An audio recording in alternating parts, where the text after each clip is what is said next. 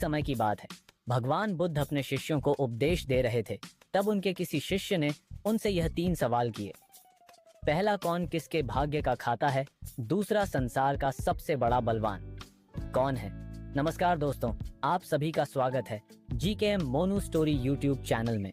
अपने जीवन में कुछ परिवर्तन लाते हैं इस कहानी के माध्यम से। एक समय की बात है, भगवान बुद्ध अपने शिष्यों को उपदेश दे रहे थे।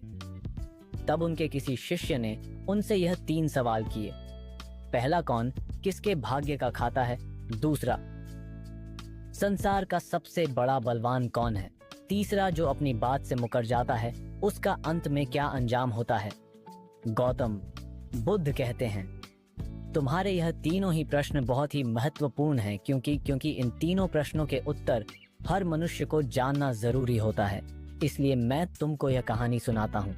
उस कहानी में तुमको तुम्हारे इन तीनों प्रश्नों के जवाब मिल जाएंगे। कृपया तुम कहानी को ध्यान लगाकर सुनना। एक जंगल में एक विशाल बरगद का पेड़ था। उस पेड़ पर एक बाज पक्षी रहता था। उस बरगद से थोड़ी ही दूर पर एक बिल था। उस बिल में एक सर्प रहता था। फिर एक दिन जैसे ही सर्प बिल से बाहर निकलने लगा तो उस सर्प को वह बाज पक्षी देख रहा था। जब सर्प बिल से बाहर निकालने लगा तो उसी समय बाज सर्प पर झपटा, परंतु सर्प अपने बिल से अधिक बाहर नहीं निकला था, इसलिए वह वापस बिल में चला गया। फिर थोड़ी देर बाद सर्प ने अपना मुंह बिल से बाहर निकाला और देखने लगा कि बाज पक्षी यहीं पर है या कहीं पर चला गया। फिर वह बाज पक्षी दोबारा उस सर्प पर झपटा, परंतु वह फिर से वापस अपने बिल के अंदर छुप गया। जैसे ही सर्प अपने बिल से बाहर निकलने का प्रयास करता तो बाज उस पर हमला करता और उसे उठाकर ले जाने की कोशिश करता। बाज मन में सोच रहा था कि जब भी तू बाहर निकलेगा तो मैं तुझे अपना भोजन बना लूंगा। और सर्प उस बाज के डर से बिल में छुपा रहता है। जब सर्प को उस बिल में रहते हुए काफी समय हो जाता है तो सर्प मन में विचार करने लगता है कि यदि राजा विक्रम कहीं से आ जाए तो वह दूसरों के कष्टों का हरण करते हैं और राजा विक्रम ही ऐसे हैं जो मुझे इस बात से बचा सकते हैं। तो राजा विक्रम को याद करता हुआ सर्प उस बिल में छुपा रहता है और जो भी उस मार्ग से निकल कर जाता तो उसे सर्प कहता कि भाई, कोई मेरी बात राजा विक्रम तक पहुंचा दो या मुझे राजा विक्रम से मिला दो तो मैं उसका जीवन भर एहसानमंद रहूंगा। फिर एक दिन राजा विक्रम, जो दूसरों के दुखों को दूर करते थे, वह जंगल में जा रहे थे और उसी मार्ग से निकल कर जा रहे थे। तभी सर्प को पता चला कि रास्ते से कोई जा रहा हो तो वह सर्प बिल के अंदर से ही कहने लगा, भाई, कोई मुझे राजा विक्रम से मिला दे तो मैं उसका जीवन भर एहसानमंद रहूंगा। यह बात जब राजा विक्रम ने सुनी तो राजा विक्रम कहने लगा, क्यों भाई, आपको राजा विक्रम से क्या काम है? तो सर्प कहने लगा, देखो भाई, राजा विक्रम दूसरों के दुखों का हरण करते हैं और मैं बहुत दिनों से इसी बिल में पड़ा हुआ हूँ। मैं बहुत दुखी हूँ। यदि मैं इस बिल से बाहर निकलता हूँ तो इस वृक्ष पर एक बाज पक्षी का निवास है। वह बाज मुझ पर उसी समय हमला करता है, इसलिए मैं इस बिल से बाहर नहीं निकलता हूँ और ना ही मुझे कुछ खाने को मिलता है। मैं ऐसे ही इस बिल में पड़ा हुआ हूँ, ऐसे ही अपना जीवन व्यतीत कर रहा हूँ। राजा विक्रम कहने लगे कि हे सर्प राज, मैं ही राजा विक्रम हूँ, बताओ तुम्हारे कष्ट का निवारण कैसे करूं? तो सर्प कहने लगा, हे महाराज, जैसा आपको उचित लगे ऐसा ही कीजिए, लेकिन मेरा इस बात से पीछा छुड़ा दीजिए, नहीं तो यह एक दिन मुझे मार डालेगा। राजा विक्रम कहने लगे, हे सर्पराज, तुम कहो तो मैं तुम्हें इस वन में कहीं दूर छोड़ दूं। सर्प कहने लगा, महाराज, जब आप मुझे दूर छोड़ने जाओगे तो यह बाज हमें देख लेगा और यह वहीं पर जाकर फिर से बैठ जाएगा और मौका मिलते ही यह मुझे मार डालेगा। राजन, आप मुझे कुछ समय के लिए आपके अंदर में बिठा लीजिए। आप पेट में बैठने के लिए मुझे स्थान दे दीजिए। जब इस बाज को पता नहीं चलेगा कि सर्प कहाँ गया और मैं तुम्हारे साथ इस वन से बहुत दूर चला जाऊंगा और आगे जाने के बाद मैं तुम्हारे पेट से बाहर आ जाऊंगा। राजा विक्रम कहने लगे, ठीक है सर्प, आज आप मेरे पेट में प्रवेश कर जाइए। राजा विक्रम अपना मुंह खोल देते हैं और वह सर्प राजा विक्रम के पेट में प्रवेश कर जाता है और राजा विक्रम के पेट में जाकर के बैठ जाता है। जब राजा विक्रम वन में आगे गए और आगे काफी दूर पहुंचने के बाद उस सर्प से कहने लगे कि हे नागराज, अब आप मेरे पेट से बाहर आ जाइए। अब यह सुनसान वन है, इसमें कोई बाज आपको परेशान नहीं करेगा। यह बात सुनकर नागराज कहने लगा कि नहीं महाराज, अब मैं आपके पेट से बाहर निकलने वाला नहीं हूँ। राजा विक्रम ने कहा, क्यों भाई, आपने तो मुझसे यह वादा किया था कि आप मुझे आगे सुनसान वन में छोड़ देना, मैं आपके पेट से बाहर निकल जाऊंगा। अब क्या हुआ, सुनसान वन आ गया, अब आप बाहर निकलिए। सांप कहने लगा कि देखो महाराज, जैसा रहने का आनंद आपके पेट में है वैसा उस बिल में नहीं मिलता। अब मैं तुम्हारे पेट से कभी बाहर नहीं निकालूं। राजा विक्रम मन में सोचने लगे कि यह तो बड़ा ही दुष्ट सर्प है, अब मैं क्या करूं? और उसके जहर के प्रभाव से महाराज विक्रम का पूरे शरीर से कोट फूटने लगा। महाराज विक्रम के शरीर से कोट निकल आया। राजा विक्रम मन में सोचने लगे कि अब मैं यदि राजधानी को वापस जाऊंगा तो यह अभी संभव नहीं है, क्योंकि मैं इस वक्त खोड़ी हो गया हूं और मुझे इसी वन में रहकर इस नागराज से भी छुटकारा पाना है। यह सोचकर महाराज विक्रम एक पेड़ के नीचे झोपड़ी बनाकर सो जाते हैं। उनके शरीर से को टपकने लगा और बदबू आने लगी, जो कि सर्प का जहर था। सर्प कुंडली मारकर राज विक्रम के पेट में बैठा हुआ था। राजा विक्रम उस वन में पड़ी हुई एक कोड़ी की हालत में है। अब इधर उन्हीं के समय एक प्रसिद्ध जनपद था श्रावस्ती, और श्रावस्ती नगरी के महाराजा थे ताम्रध्वज महाराज। ताम्रध्वज के 3 पुत्रियां थीं और राजा ताम्रध्वज बड़ा अहंकारी और बड़ा ही अभिमानी राजा था। फिर एक दिन उसने अपनी तीनों बेटियों से पूछा कि बताओ बेटियों, तुम किसके भाग्य का खाती हो? फिर उनमें से 2 बेटियां तो राजा के डर से कहती हैं कि पिताजी, हम तो आपके भाग्य का ही खाते हैं। परंतु उनमें से राजा की एक चित्ररेखा नामक बेटी थी। वह चित्ररेखा अपने पिता ताम्रध्वज कहती हैं कि नहीं पिताजी, मैं किसी के भाग्य का नहीं खाती हूँ, मैं तो केवल अपने ही भाग्य का खाती हूँ।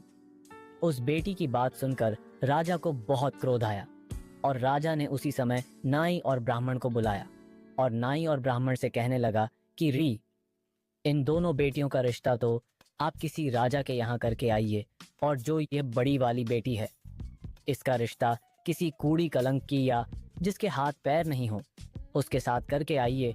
फिर राजा का आदेश मिलते ही नाई और ब्राह्मण उन तीनों बहनों का रिश्ता करने के लिए चल देते हैं। उन्होंने राजा की दोनों छोटी बेटियों का रिश्ता तो राजवंशों में कर दिया, परंतु तीसरी बेटी के लिए वर ढूंढते ढूंढते हुए उसी वंश से निकाल कर जा रहे थे जिस वन में राजा विक्रम अपनी झोपड़ी में कोड़ी के रूप में पड़े हुए थे। उनके शरीर से कोड़ बह रहा था, तो राजा विक्रम को देखकर नाई और ब्राह्मण आपस में कहने लगे कि इससे अच्छा तो कोई व्यक्ति हमें नहीं मिलेगा, इसलिए इसके साथ ही राजा की लड़की का संबंध करके चलते हैं। फिर राजा विक्रम के साथ नाई और ब्राह्मण ने राजा ताम्रध्वज की लड़की चित्ररेखा का विवाह तय कर दिया और राजा ने भी बहुत जल्दी ही चित्रलेखा को उस वन में ले जाकर कि वहीं उस खड़ी राजा विक्रम के साथ उसका विवाह संपन्न कर दिया। राजा विक्रम जैसे महापराक्रमी राजा समय की चपेट में आ गए और एक कूड़ी का जीवन गुजार कर रहे थे। वह लड़की बड़ी भी पतिव्रता थी। वह अपने पति राजा विक्रम की सेवा करती थी और वह दोनों छोटी बहनें जो थीं वह बड़े बड़े राजाओं के घर में गई, तो वह तो आराम की जिंदगी जी रही थी, लेकिन चित्रलेखा राजा विक्रम के साथ दुखी जीवन काट रही थी। कहते हैं जो अपने नियम और सिद्धांतों पर रहता है और जो धर्म का पालन करता है, ईश्वर हमेशा उसे सुखी रखना ही पसंद करता है। भगवान उसे हमेशा आनंद प्रदान करता है। इसलिए जब उस झोपड़ी में रहते रहते चित्ररेखा को राजा विक्रम के साथ बहुत दिन बीत जाता, तो उस झोपड़ी के पास एक पीपल का वृक्ष था और उस वृक्ष के नीचे एक दूसरा सर्प का बिल था। तो एक दिन विक्रम सो रहे थे और रात्रि का समय था और चित्रलेखा महाराज विक्रम की सेवा कर रही थी। उसी समय उस बिल से एक सर्प बाहर निकलता है और बाहर निकलकर जो राजा विक्रम के पेट में सर्प था उस सर्प से कहने लगता है, अरे दुष्ट, अपने वचन से मुकर गया तूने। तो महाराज विक्रम से कहा था कि मैं दूर वन में जाकर तुम्हारे पीठ से बाहर निकल जाऊंगा, और तो ऐसे परोपकारी राजा के पीठ में जाग करके बैठ गया। तुम्हारे जहर के कारण राजा के पूरे शरीर से कोट निकाल आया। अरे तुझे शर्म नहीं आई कि तूने कितना गलत काम किया है, क्योंकि इतने समय में राजा विक्रम न जाने कितने ही जीवों का दुख दूर करते। वह सिर्फ आगे कहता है, यदि कोई सुन रहा हो तो मैं तेरे मरने का उपाय बताता हूँ। यदि कोई गंगा जल ला करके इस राजा को पिला दे तो तेरे उसी समय 100 टुकड़े हो जाएंगे और मल के रास्ते से बाहर निकल जाएगा। अब राजा के पेट के अंदर बैठा हुआ जो सर्प था वह दूसरे सर्प से कहने लगा कि तेरे जैसा भी मैंने कभी नहीं देखा। धन के खजाने पर कुंडली मार कर बैठा है। यदि यह धन मानव समुदाय के कल्याण के लिए लगाया जाता तो इससे ना जाने कितने मानवों का भला होता। मैं भी तेरे मरने का उपाय बताता हूँ। यदि कोई सुन रहा हो तो कोई पीपा तेल गर्म करके तेरे बिल में डाल दे तो उसी समय तो नष्ट हो जाएगा, और इस बिल वाले स्थान की खुदाई करेगा तो यहाँ पर अपार धन संपत्ति निकलेगी। उस बात को चित्रलेखा बड़े ध्यान से सुन रही थी। चित्रलेखा ने मन में विचार आया, यह राजा विक्रम है और इनके पेट में एक सर्प बैठा हुआ है, इस कारण महाराज के शरीर से कोढ़ निकाल रहा है। तो वह बेचारी चित्ररेखा एक आर्षी के आश्रम पर पहुंचती है और उन आर्षी से अनुरोध करती है कि महात्मा, मुझे एक गिलास गंगा जल की आवश्यकता है। आर्षी ने कहा, बे तुम कौन हो और गंगा जल का क्या करेगी? तो वह चित्ररेखा कहने लगी, हे मुनिवर, मैं राजा तमध्वज की बेटी चित्ररेखा हूँ और मेरे पति के लिए मुझे दवा के रूप में गंगा जल चाहिए। उस आर्षी ने उसे एक गिलास गंगा जल दे दिया। अब चित्ररेखा गंगा जल लेकर जल्दी ही महाराज विक्रम के पास पहुंच गई और पहुंचकर महाराज विक्रम से कहने लगे कि महाराज, यह दवाई है आपके कोढ़ को सही करने के लिए, आप इसे ग्रहण कीजिए।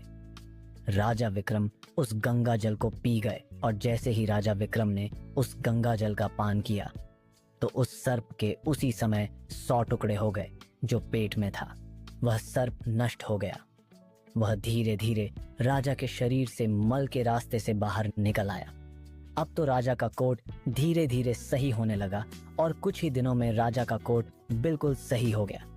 राजा का पूरा उपचार हो गया। राजा पहले की तरह स्वस्थ हो गए। अब राजा विक्रम से चित्ररेखा कहने लगी, हे महाराज, मैं एक स्त्री हूँ, इस शहर में नहीं जा सकती हूँ। आप शहर में जाइए और एक पीपा तेल का लेकर आ जाए। राजा विक्रम कहने लगे कि चित्ररेखा, उस तेल का तुम क्या करोगी? चित्ररेखा ने कहा, महाराज, आप पहले तेल का पीपा लेकर आइए, फिर मैं आपको बताऊंगी। फिर चित्ररेखा की बात सुनकर राजा विक्रम बाजार में जाते हैं और वहां से एक पीपा तेल का लेकर आते हैं। फिर चित्ररेखा वहां आग जलाती है और उस आग पर उस तेल को गर्म करती है और गर्म करके उस सर्प के बिल में खाली कर देती है। जैसे ही उस बिल में वह गर्म तेल डाला गया तो सर्प की मृत्यु हो गई। राजा विक्रम से चित्ररेखा कहने लगी कि महाराज, स्थान को खोद दीजिए। फिर राजा विक्रम ने जब उस स्थान की खुदाई की तो वहां से अपार धन संपत्ति निकाली। चित्ररेखा कहने लगी, महाराज देखिए, मैं जानती हूँ कि आप जय नरेश राजा विक्रम हैं, परंतु मेरे पिता ने मेरा अपमान किया है और मुझे एक कोढ़ाई को दिया था, परंतु मैं मेरे भाग्य का खाती हूँ, इसलिए इसी स्थान पर मेरे पिता का जो महल है उससे अच्छा महल बनना चाहिए। राजा विक्रम कहने लगी, चित्ररेखा, तुम कैसी बातें कर रही हो? हम नरेश हैं भला, यहाँ पर महल क्यों बनाएंगे? आप उज्जैन नगरी को चलिए। परंतु राजा विक्रम के कहने पर भी चित्ररेखा नहीं मानी। फिर राजा विक्रम ने उस वन में एक शानदार महल का निर्माण करवाया। इस संसार में सबसे बलवान समय होता है और कोई बलवान नहीं होता है जिसका समय अच्छा होता है। वह आगे बढ़ता रहता है और जिसका समय खराब हो जाता है। जिसका समय विपरीत होता है वह पतन की ओर अग्रसर हो जाता है। राजा ताम्रध्वज पर एक दूसरा राजा आक्रमण कर देता है और उस आक्रमण में ताम्रध्वज पराजित हो जाता है और राज अपने परिवार हित प्राण बचाने के लिए उसी वन में पहुंच जाता है जब वन में राजा भूखा प्यासा भटक रहा था। फटे हुए वस्त्र और भूख से पीड़ित और प्यास से राजा का गला सूखा जा रहा था। तो राजा घूमते घूमते उस चित्ररेखा और राजा विक्रम के महल के नजदीक से गुजरता है तो चित्ररेखा अपने पिताजी को पहचान जाती है। चित्ररेखा ने अपने एक सेवक को भेजा और सेवक भेजकर महाराज ताम्रध्वज, जो कि एक फटी हुई हाल में थे, उनके पास वस्त्र नहीं थे, उन्हें बुलवाया। ताम्रध्वज ने सोचा कि यह ना जाने कौन है और हमें क्यों बुला रही है। जब राजा ताम्रध्वज उस लड़की के पास पहुंचे तो लड़की को पहचान लिया। चित्ररेखा ताम्रध्वज से कहने लगी कि पिताजी, मैं वही चित्ररेखा हूँ और मैं आपसे यह कहती थी कि मैं मेरे भाग्य का खाती हूँ। देखिए, मैं मेरे ही भाग्य का खाती हूँ, आपके भाग्य का नहीं खाती हूँ। आपने ने मुझे एक कूड़ी को दिया था, परंतु मेरे भाग्य में तो एक सम्राट लिखा था। देखिए पिताजी, मैं उज्जैन नरेश राजा विक्रम की पत्नी हूँ। राजा तमरध्वज मन में विचार करता है और अपनी उस लड़की से अपने अपराध के लिए क्षमा मांगता है। इस संसार में सबसे बड़ा बलवान समय है और हर कोई व्यक्ति किसी दूसरे के भाग्य का नहीं खाता है। हर कोई यह सोचता है कि यह मेरे भाग्य का खा रहा है, नहीं कोई किसी के भाग का नहीं खाता है। जो कोई खाता है वह अपने भाग्य का ही खाता है। हर दाने दाने पर खाने वाले का नाम होता है। आप यह ना सोचे कि हम किसी को खिला रहे हैं। आप किसी को खिलाने वाले कौन होते हैं? इस संसार को खिलाने वाला तो एक ही है और वह है भगवान शिव शंकर। जो अपनी बात से मुकर जाता है उसका अंत वही होता है जो राजा विक्रम के पेट में बैठे हुए उस सर्प का हुआ था। अंततः वह विनाश को प्राप्त होता है। हमेशा सत्य की ही जीत होती है और अधर्मी, अत्याचारी और पापियों का अंत होता है। इस तरीके से राजा विक्रम और उसकी पत्नी चित्ररेखा ने राजा ताम्रध्वज का बड़ा स्वागत किया। वह राजा विक्रम महाराज ताम्रध्वज को अपने साथ उज्जैन ले आए और मैं राजा विक्रम ने अपनी सेना राजा तमरदूज के साथ भेजी और जिस राजा ने तमरध्वज को पराजित किया था उससे अपना राज्य वापस पा लिया। जिसकी किस्मत अच्छी होती है, जिसके कर्म अच्छे होते हैं, उसे ईश्वर कहीं ना कहीं से देता है। हम और तुम तो अपने परिवार का पालन करने में भी हिचक जाते हैं, लेकिन इस संसार का पालन करने वाले को देखिए, वह पूरे संसार का हर जीव जंतुओं का ध्यान रखता है। मैं आशा करता हूँ कि यह कहानी आपको अच्छी लगी होगी। इस कहानी से आपको अपने जीवन में कुछ ना कुछ सीखने को जरूर मिला होगा।